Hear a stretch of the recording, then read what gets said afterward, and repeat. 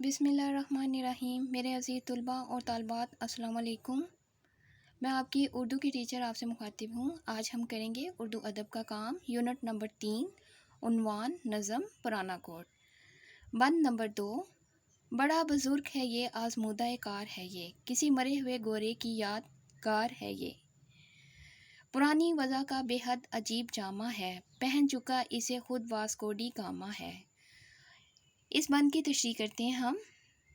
نظم پرانا کوٹ میں شاعر پرانے کوٹ کے بارے میں بیان کر رہے ہیں۔ شاعر کا کہنا ہے کہ ہمارے بزرگوں کی آزمائی ہوئی بات ہے کہ اس کوٹ کو دیکھنے کے بعد لگتا ہے کہ یہ کوٹ ایک مرے ہوئے انگریز کی یاد کو تازہ کر رہا ہے۔ یہ کوٹ پرانی طرز کا بنا ہوا ہے، اس کو پہن کر ایک عجیب سی کیفیت طاری ہوتی ہے اور مجھے ایسا محسوس ہوتا ہے کہ مجھ سے پہلے اس کو واسکو ڈی گاما بھی پہن چکا ہے۔ اس کوٹ کی تاریخ بہت پرانی ہے۔ اب ہم کرتے ہیں بند نمبر 3 کی تشریح۔ نہ دے کوہنیوں پر اس کی خستہ سامانی، پہن چکے ہیں اسے ترک اور ایرانی، جگہ جگہ یہ پھرا مثل مارکو پولو، یہ کوٹ کوٹوں کا لیڈر ہے، اس کی جے بولو۔ اب ہم اس بند کی تشریح کرتے ہیں۔ نظم پرانا کوٹ میں شاعر کوٹ کی تاریخ کو بیان کر رہے ہیں۔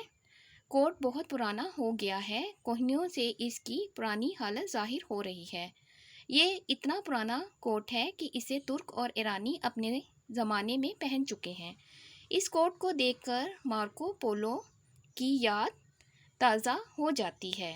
اس کوٹ کو تمام کوٹوں کا لیڈر سمجھا جاتا ہے، اس لیے ہم پر لازم ہے کہ ہم اس کوٹ کا احترام کریں اور اس کی جے جے بولیں۔